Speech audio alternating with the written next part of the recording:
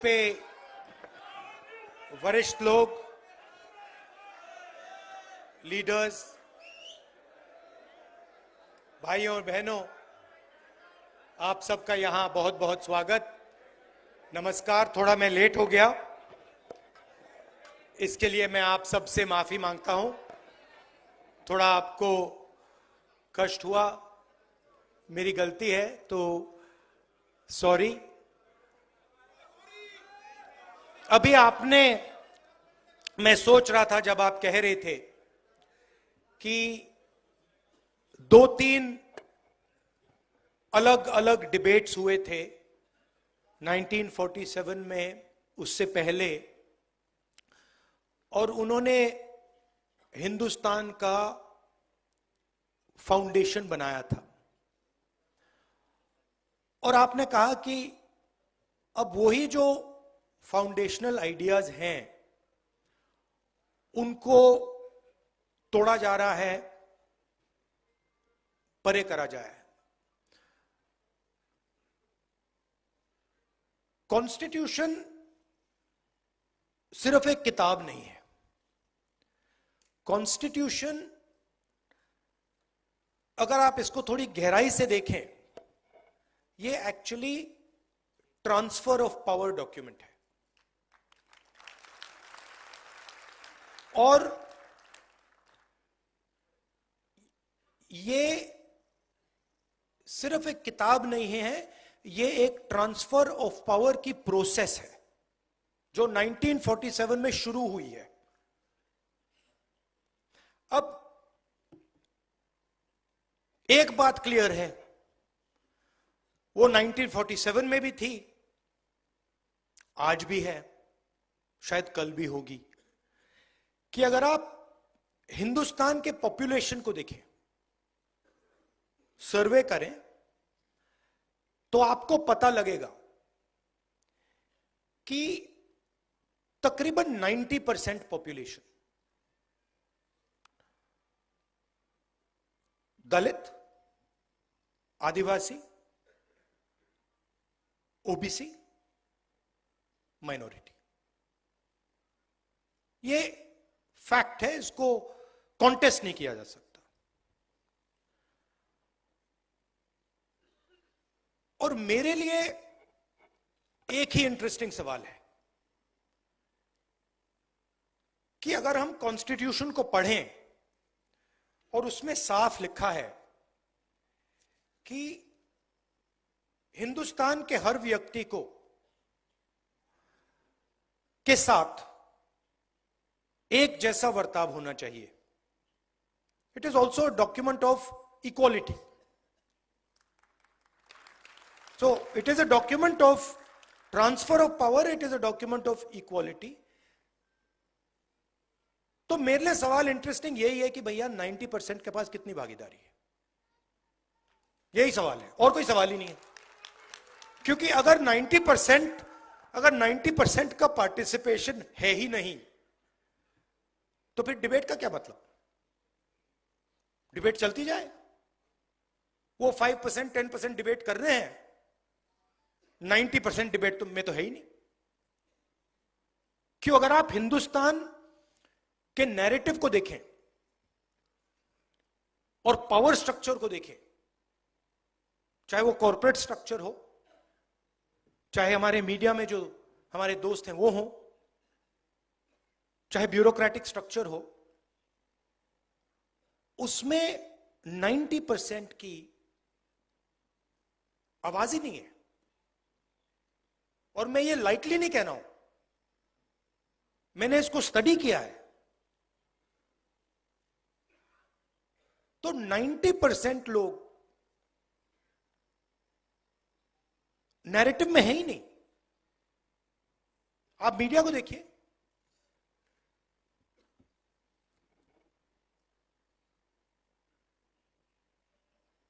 किसान के भी आपने कभी बात देखी है मीडिया में? कभी देखी आपने? बढ़ाई की देखी? मजदूर की देखी? नाई की देखी? जो सफाई कर्मचारी हैं उनकी बात देखी? नेवर। मतलब ऐसा ऐसा चल रहा है कि ये 90% है ही नहीं। अब इसका आइडिया था कि ये जो 90% हैं ये डिबेट में शामिल हो,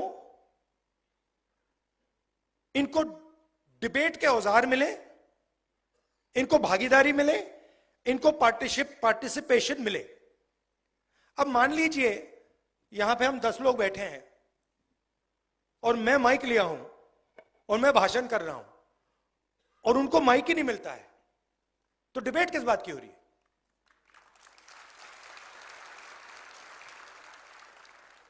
तो मेरा कहना है डिबेट के लिए भागीदारी चाहिए,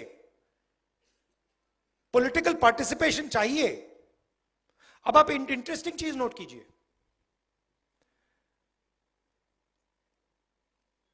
2 चीफ मिनिस्टर अरेस्ट हुए, 2 हुए। आदिवासी चीफ मिनिस्टर अभी भी अंदर है। अजीब सी बात है, इंटरेस्टिंग बात है। 2 चीफ मिनिस्टर है, मतलब 2 स्टेट्स ने इन लोगों को इलेक्ट किया है,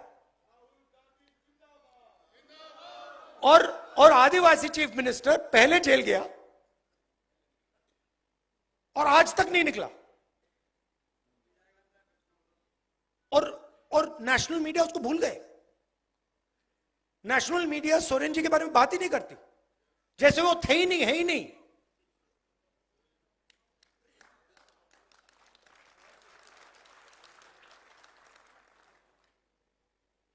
मायावती जी भ्रष्ट हैं, मगर नवीन पटनायक भ्रष्ट नहीं है।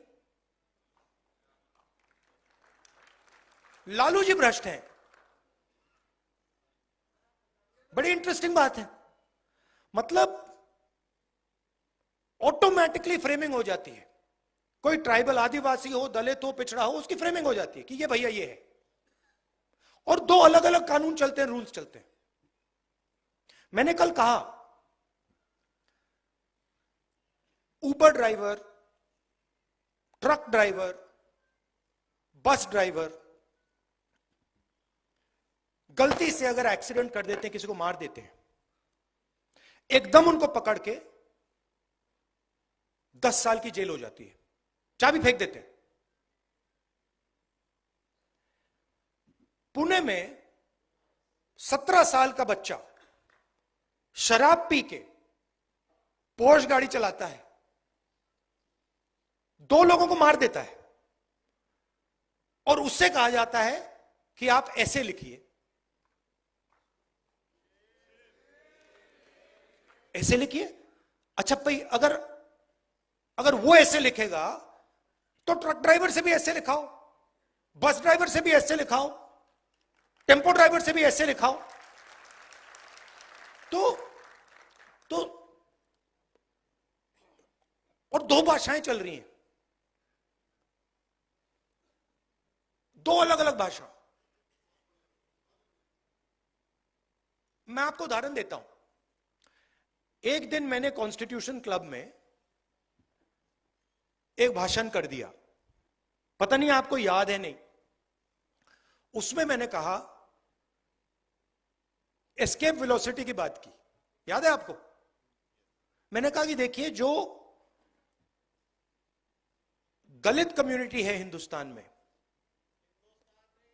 भारत में, सॉरी गलती, भारत में, जो भारत में दलित कम्युनिटी है, ओबीसी कम्युनिटी है, ट्राइबल कम्युनिटी है, इन पर ऑटोमेटिकली दूसरा प्रेशर लगता है, मतलब शुरुआत से ही।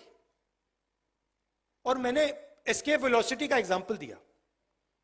इंटरेस्टिंग बात थी कि भाषण दलितों को, पिछड़ों को, आदिवासियों को बहुत अच्छा लगा, और जो हमारे मीडिया वाले मित्र हैं, हाई फ्लायर्स हैं, उन्होंने उस भाषण को रिडिक्यूल किया। और जब से मैं छोटा था, देखिए एक बात,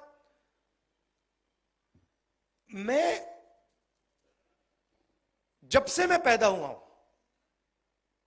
1970 जून 19, तब से मैं सिस्टम के अंदर बैठा था। मैं सिस्टम को अंदर से समझता हूं। मुझसे आप सिस्टम नहीं छुपा सकते। कैसे चलता है, किसको फेवर करता है, किस प्रकार से फेवर करता है, किसकी रक्षा करता है, किसको अटैक करता है, यह सब मुझे मालूम है, दिखता है, क्योंकि मैं उसके अंदर से आया हूं। प्राइम मिनिस्टर हाउस में जब दादी प्राइम मिनिस्टर थी तब था, पापा थे, मनमोहन सिंह जी थे, तब भी मैं जाता था, तो मुझे सिस्टम अंदर से मालूम है। और मैं आपको कह रहा हूं, system is aligned against lower castes. मतलब भयंकर तरीके से, हर लेवल पे। आप कॉर्पोरेट सिस्टम देख लो, मीडिया सिस्टम देख लो, ब्यूरोक्रेसी देख लो, जुडिशरी देख लो, एजुकेशन सिस्टम देख लो, मिलिट्री देख लो, जहां भी आप देखोगे 90% का पार्टिसिपेशन ही नहीं है। और आर्ग्यूमेंट बनाई जाती है, मेरिट की आर्ग्यूमेंट। अब यह कैसे हो सकता है कि 90% के पास मेरिट नहीं है? हो ही नहीं सकता। तो कोई ना कोई कमी तो सिस्टम में है। मैंने पता लगाया, सारे आंकड़े निकाल दिए मैंने। मैं एक दिन आपको दिखाऊंगा, आप मतलब चौंक जाओगे। मीडिया में senior anchors, senior influencers, media owners, senior managers, एक दलित, एक आदिवासी, एक ओबीसी नहीं है। एक नहीं है। मैंने पूरी लिस्ट निकाली, एक नहीं मिला। फिर एक मीडिया का ओनर था, जानता हूं उसको, तो मैंने उनसे कहा कि देखिए एक बात बताइए, मुझे एक बात समझ नहीं आ रही। कहते हैं क्या? मैंने कहा आप एंड में आप अपना न्यूज़पेपर बेचना चाहते हो, आप अपना प्रोडक्ट बेचना चाहते हो? कहता है हां। तो मैंने कहा मुझे यह आप समझाओ कि 90% जो लोग हैं उनकी बात आप क्यों नहीं करते हो?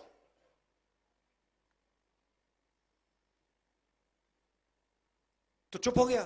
फिर मैंने कहा मेरे लिए एक काम कीजिए, आप जाके पता लगाइए कि आपके न्यूज़पेपर में जर्नलिस्ट्स, ये बाकी लोग, ओबीसी कम्युनिटी, दलित कम्युनिटी के कितने हैं? जवाब नहीं दिया मुझे, चुप, वापस नहीं आया। और ये हर लेवल पे हो रहा है। आपने अदानी जी की बात की। फाइनेंशियल टाइम्स में एक आर्टिकल आता है, अदानी जी इंडोनेशिया से कोल खरीदते हैं, उसके प्राइस को इन्फ्लेट करते हैं, और हिंदुस्तान के जो पावर कंपनीज हैं उनको वो कोयला इन्फ्लेट करके बेचते हैं। हजारों करोड़ रुपए उन्होंने ऐसे ले लिए। बिजली बिल कौन देता है? 90% देता है ना। तो पूरे का पूरे सिस्टम का यही काम है। जो 90% है उनके लिए 2-3 एवेन्यूज हैं। पहले पब्लिक सेक्टर हुआ करता था, उसको खत्म कर दिया। रेलवेज है, उसको खत्म कर रहे हैं। आर्मी में आप रिस्पेक्टेबल जॉब पा सकते थे, उसको खत्म कर दिया, उसको मजदूर बना दिया, अग्निवीर बना दिया। और फिर आप मनरेगा देखिए, 90% की वहां पे आपको लिस्ट मिल जाएगी।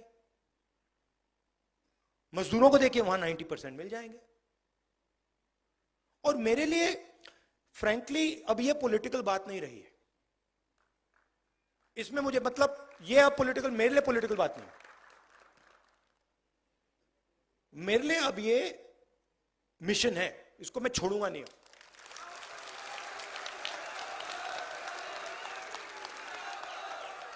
क्योंकि अगर हम भारत की बात करें, अगर हम भारत की बात करें और उसमें 90% की बात ही नहीं चल रही है, 90% को भागीदारी नहीं मिल रही है, तो ये कैसा भारत है? तो ये वही भारत है महाराजाओं वाला, पुराना वाला, राजा महाराजा वाला, जिसमें मतलब एक दो व्यक्ति पूरा का पूरा सब डिसीजन ले लेंगे, जिसकी जमीन हड़पनी है हड़प लेंगे, जो भी करना करेंगे, उसके खिलाफ तो हम लड़े, यही तो है वो। अब इंटरेस्टिंग बात है कि बीजेपी और आरएसएस सोच रहे हैं, उनकी कॉन्फिडेंस लेवल देखकर, कि वो ये लड़ाई जीत गए, मगर उनको ये बात समझ नहीं आ रही है कि एक्चुअली वो लड़ाई अभी हारने वाले हैं, और जितना ये इसको पीछे ले गए हैं, उससे 10 गुना ये आगे जाने वाला है, और इसको कोई रोक नहीं सकता है, कोई भी नहीं रोक सकता इसको, क्योंकि ये 90% की फीलिंग है, और 90% कह रहा है कि भैया यहां पे हमारे सारे रास्ते बंद हो गए। अब मैंने एक सिंपल सी चीज कही है, कोई डिसीजन लेने की जरूरत नहीं है, सब डिसीजन छोड़ दीजिए। सबसे पहले डायग्नोसिस करते हैं। कॉन्स्टिट्यूशन में लिखा है कि हिंदुस्तान सबका होना चाहिए, इसमें सबकी भागीदारी होनी चाहिए, सबका रोल होना चाहिए, एजुकेशन सिस्टम में पार्टिसिपेशन सब कम्युनिटीज का होना चाहिए, मेडिकल सिस्टम में होना चाहिए, इकोनॉमिक सिस्टम में होना चाहिए, मिलिट्री सिस्टम में होना चाहिए, जुडिशियल सिस्टम में होना चाहिए, ये कहता है। और मैं ये कह रहा हूं कि ये असेस करते हैं, 70-80 साल हो गए, सिंपल है, 3 चीजें करनी है। सबसे पहले यह पता लगाना है किसकी कितनी आबादी है, जाति जनगणना, कि सचमुच में ओबीसी 50% है या 55 है या 60 है या 40 है, दलित 15 है या 20 है, आदिवासी कितना है, माइनॉरिटी कितना है, गरीब जनरल कास्ट कितना है, यह पता लगाना है सबसे पहले। दूसरी बात डीएनटी, दूसरी बात जो हमारी सारी की सारी संस्थाएं हैं, जुडिशरी हो, प्रेस हो, मीडिया हो, सारी की सारी संस्थाएं, उसमें हमें एक सर्वे करना है कि 90% के पास इन संस्थाओं में कितना पावर है, कितनी भागीदारी है, और इन 90% के लोग कहां हैं, किस पोजीशन पे हैं और कितने हैं।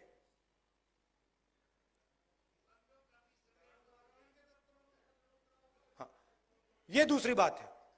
और तीसरी बात इकोनॉमिक फाइनेंशियल सर्वे, कि हिंदुस्तान का जो धन है वो कितना किसके हाथ में है, उसका कितना भाग दलितों के पास है, कितना भाग आदिवासियों के पास है, कितना भाग ओबीसी के पास है, कितना माइनॉरिटी के पास है, कितना गरीब जनरल कास्ट के पास है। और हमारी सरकार आएगी तो मेरी पहली प्रायोरिटी ये 3 काम होंगे। और डायग्नोस्टिक के बाद ऑटोमेटिकली सबको पता लग जाएगा कि देश की हालत क्या है, प्रगति, सच्ची प्रगति कितनी हुई है। देखिए, अगर आपने 1% लोगों को हिंदुस्तान की प्रगति की बात होती है, अगर आपने 1% लोगों को हिंदुस्तान का 40% धन पकड़ा दिया तो कौन सी प्रगति है? ये तो हम वापस महाराजा वाले सिस्टम में पहुंच गए। तो प्रगति के लिए सबसे जरूरी शब्द पावर शेयरिंग, भागीदारी है। एक और बड़ी फैशनेबल चीज चली है कि भाई मोदी जी बहुत कहते हैं हमने ओबीसी को, दलित को इज्जत दी। देखिए, इज्जत आप दे रहे हो, हमें इज्जत नहीं चाहिए, हमें पावर शेयरिंग चाहिए। आप अपनी इज्जत रखिए, आप अपनी इज्जत रखिए।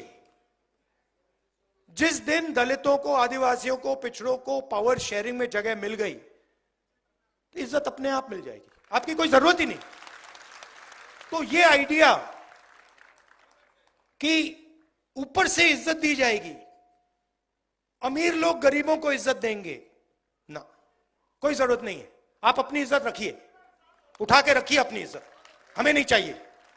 हमें पावर शेयरिंग चाहिए, हमें इंस्टीट्यूशन में जगह चाहिए और हमें डायग्नोसिस चाहिए कि ये हिंदुस्तान की सच्चाई है। आज ये सच्चाई है, 70 साल पहले वो सच्चाई थी, आज ये सच्चाई है और सच्चाई के बल पर हम आगे जा पाएंगे।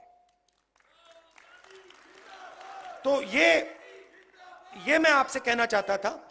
और ये आजकल फैशन चला हुआ है, मोदी जी के लोग कह रहे हैं कि भैया हम इसको बदल देंगे, ये इसको हम चेंज कर देंगे, इसको फेंक देंगे, इसको फाड़ देंगे।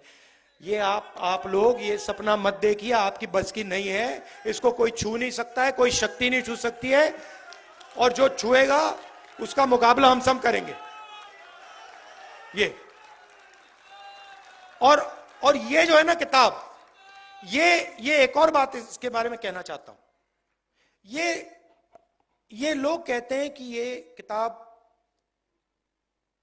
इंडिपेंडेंस के टाइम बनी है, ये गलत है। ये किताब बहुत पहले बनी थी, इसको इस फॉन्ट में नहीं रखा गया था। मगर अगर आप गुरु नानक जी से बात करते तो वो भी कॉन्स्टिट्यूशन की ही बात कर रहे थे। अगर आप बुद्धा से बात करते तो वो भी कॉन्स्टिट्यूशन की बात कर रहे थे। नारायण गुरु जी की बात से बात कीजिए, बसवना से बात कीजिए, अंबेडकर जी से बात कीजिए, फूले जी से बात कीजिए, सब के सब बेसिक प्रिंसिपल्स इसी किताब के थे। तो हम 50 साल पुरानी लड़ाई नहीं लड़ रहे हैं, हम हजारों साल पुरानी लड़ाई लड़ रहे हैं। और अगर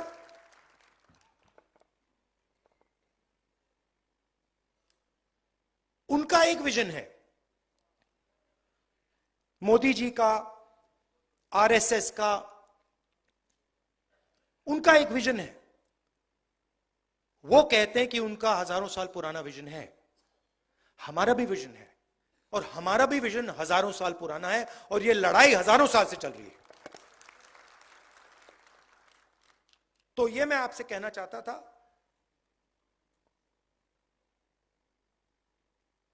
एक्चुअली आप मुझे रास्ता देते हैं, क्योंकि आपका एक्सपीरियंस है। मैं अगर कहूं कि जो दलितों के दिल में फीलिंग आती है उसको मैं समझता हूं, वो गलत है। तो मेरा काम आपकी जो फीलिंग है उसको समझने का है, आपका जो दर्द है उसको समझने का है, और आपके साथ मिलकर लड़ने का है। और मैं आपको यह कहना चाहता हूं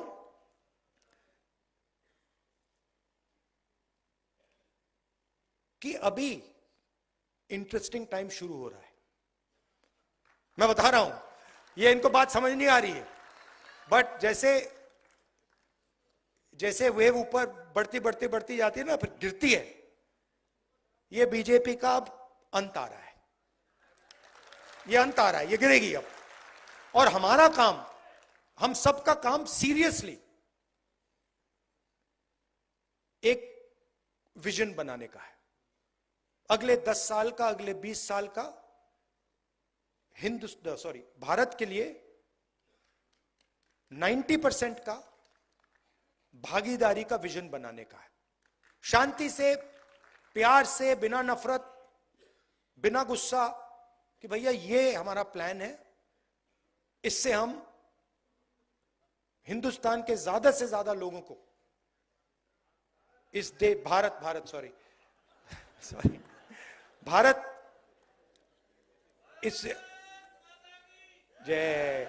इससे हम ज्यादा से ज्यादा लोगों को इस देश की प्रगति में, इस देश के फ्यूचर में हम शामिल कर सकें। और ये लंबा रास्ता है, हम सब एक साथ इस पे चलेंगे और बहुत अच्छा रिजल्ट आएगा। आप सबका दिल से बहुत बहुत धन्यवाद। एक बार फिर माफी मांगता हूं, थोड़ा लेट हो गया। धन्यवाद, नमस्कार।